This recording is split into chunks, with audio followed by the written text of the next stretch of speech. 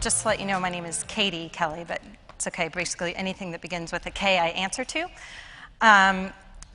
So the irony of talking about chronic anxiety in front of a room full of people is not lost on me, so bear with me. Also, I'm doing the Xanax free, so anything goes. So first of all, I'm not a doctor. I don't work for a healthcare institution, and I don't work in healthcare at all, actually.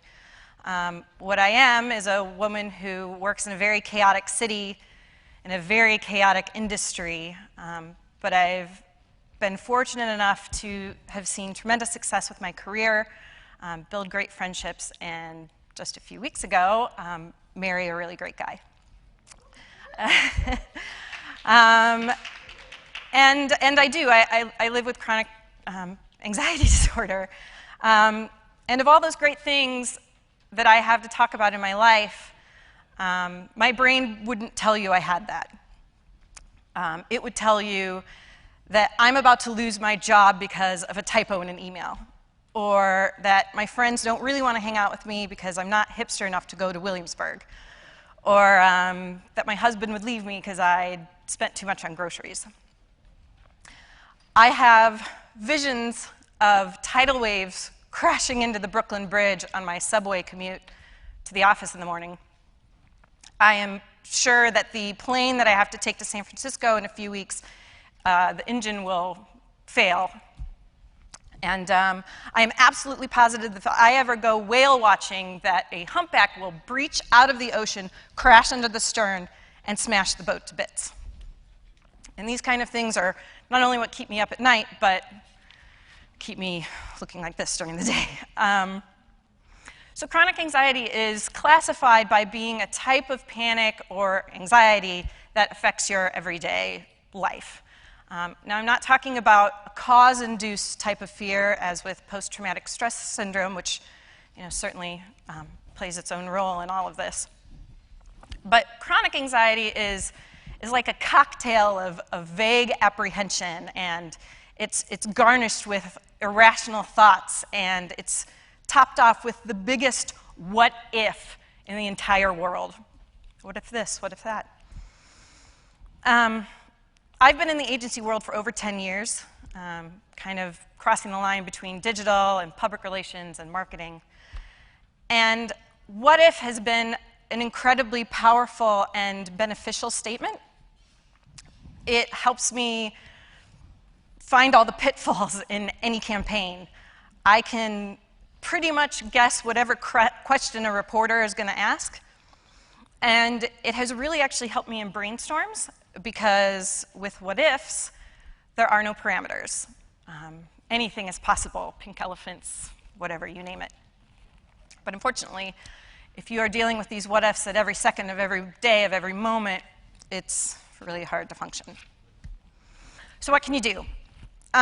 Many people say that yoga and meditation and deep breathing and finding one's oneness with oneself is great. None of that works for me. I could not get my brain to settle down in whatever vinyasa I'm doing.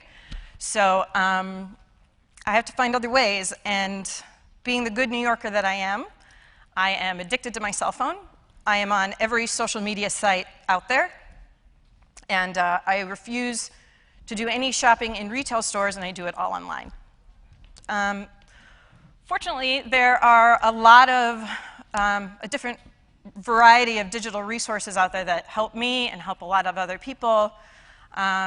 And I think that the question that they ask is, how do we reach a population that's technologically savvy, but are a little intimidated to be seeking emotional support? And I've got 3 things that I use a lot that I think kind of fall under the radar that I just thought I would share. The first is an app from the Mayo Clinic called Anxiety Coach. And it's a great app for tracking how you're feeling from day to day, which is incredibly helpful for when you go see your therapist, which if you are not seeing a therapist, I highly recommend seeing a therapist because they can do some incredible things. And Anxiety Coach also gives you a sense of when you have a fear, where it's stemming from. If you're in a plane, for example, and you hear noises, is it the noise, is it the people, is it the claustrophobia? It will really give you a sense of where everything is coming from. The second is an app by Tina Roth Eisenberg, who is more commonly known as Swiss Miss.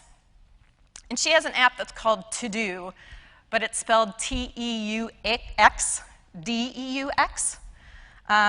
And it's a very usable, highly engaging to-do list. I do not use it as a to-do list. I use it as a worry list. And when I have a fear or concern, I drop it in there. And as the things come up in the day or months from now, and I think, oh, I'm not going to make it to the office because there's going to be a flood in the subway. And I'll put it down in my little worry app, and then I'll get to the office and I'll be like, I am totally fine, and I can check it off. So it helps me get a handle on the things that may be more obtuse than the everyday little worries. And the last one's a little more hard to describe. It's an app called SoothTube. Much like YouTube, it has a collection of videos, but they are of people that are doing soothing things, and that sounds kind of vague. But it's part of a bigger discussion of something called ASMR, and I had to write this down. ASMR stands for Autonomous Sensory Meridian Response. And basically, that's like the goosebumps you get when you're listening to a really awesome piece of music, or you really love hearing somebody's voice to tell a story. And SoothTube is a way for me to relax, fall asleep. It's kind of monotonous, and it's really great. So yeah, society has a really hard time talking about mental health. I have a really hard time talking about mental health. You know, I grew up in Iowa, and I made it to New York, and I can't tell you there isn't a weird thing I haven't been afraid of, or some situation that I haven't thought could happen, and here I am, and here you are, and everybody kind of deals with this, I think, on a minute level, and maybe on a really difficult level. It's very vulnerable talking about anxiety, and I've heard a lot of stories of people that are also dealing with some incredibly difficult things. So I just want to say thanks, Jeff, for having everybody, and if you have any questions about anxiety and or any other mental illness, I'm sure I've probably dealt with something of the sort. You can find me at Katy Kelley on Twitter or any other way. So, thanks.